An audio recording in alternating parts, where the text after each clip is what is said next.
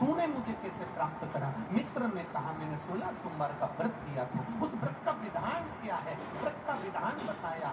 दिन में ये 16 सोमवार का जो व्रत है, प्रथम सोमवार को अब उठा रहे हैं, सावन के महीने से, वैशाख के महीने से, मार्गशीर्ष के महीने से, जिस महीने से पहले सोमवार से इसको उठाया जाए।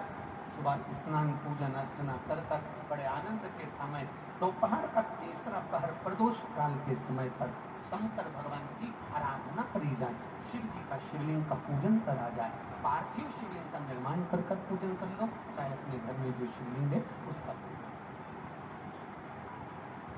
जिस प्रसाद को बनाओगे उसके 3 हिस्से, भगवान की आराधना पूजन अर्चना, एक हिस्सा भगवान को समर्पित कर, दूसरा हिस्सा सबको वितरण कर, तीसरे हिस्से का भाग स्वयं है।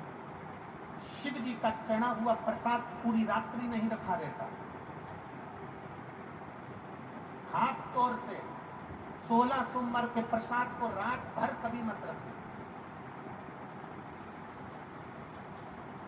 हम 7 दिन जो बेलपत्र यहाँ से आप लोगों को, कई लोगों को देते हैं, 7 दिन में 5 दिन 4 दिन जो बेलपत्र आपको मिलती है, तो ये बेलपत्र हम उससे कहते हैं रात भर नहीं रखना है। इसको मिले, तुम्हारे शरीर में कष्ट है, रोग है, बीमारी है, बड़े से बड़ा रोग है, लीवर किडनी कैंसर तक का रोग है, तुम्हें जो बेलपत्री दी गई है उस बेलपत्री को तुम इसी पंडाल में कहीं ना कहीं बैठ कर उसको खाकर बाबा की रज को अपने हृदय से लगाकर कह कर जाना, बाबा मुझे ये रोग है, समाप्त आप कर। जब 3 दिन कथा का बस केवल जो आखिरी दिन होता है, विराम का दिन होता है, वो बेलपत्री नहीं खाई जाती, उस बेलपत्री को तो रखा जाए।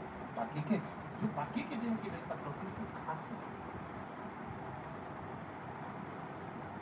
रात भर शिव पोथी पर चढ़ी हुई बेलपत्र केवल आखिरी के दिन की, विराम के दिन की बेलपत्र ही केवल लाल वस्त्र में रखने की होती है। बाकी की बेलपत्र केवल रोज की खाने उसको रखने खाया।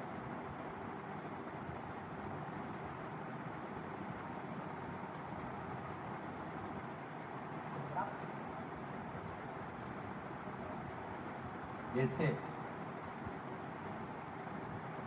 अशोक सुंदरी पर चढ़ी हुई पीपल के वृक्ष की, पीपल के पत्ते की अग्रभाग अगर शिव जी की अशोक सुंदरी की ओर स्पर्श करा हुआ, कितना भी दमाद, कितनी भी श्वास की बीमारी है, बड़े कितने भी कमजोर हो गए, उस पीपल के पत्ते का अग्रभाग हमारे उस श्वास को ठीक करते दमाद। अशोक सुंदरी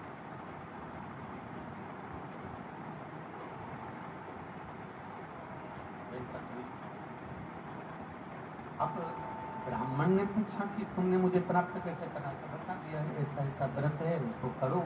17वें व्रत में इसका उद्यापन करो। उद्यापन होगा वही प्रदोष का शाम को। मान लो 17वें में नहीं कर पाए तो अगला जब तुम्हारे को अच्छा महसूस हो तब व्रत का उद्यापन जरूर। ब्राह्मण ने सुना, एक पराए गांव में वो व्रत करता करता पहुंच गया। वहां के राजा की लड़की की शादी हो रही थी, राजा ने स्वयंवर रखा था।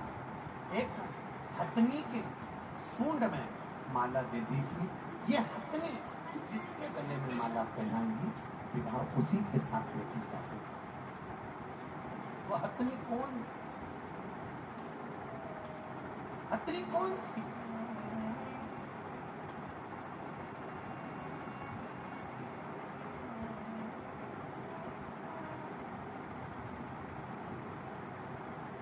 अगर नरसिंह पुराण को आप पढ़ेंगे तो नरसिंह पुराण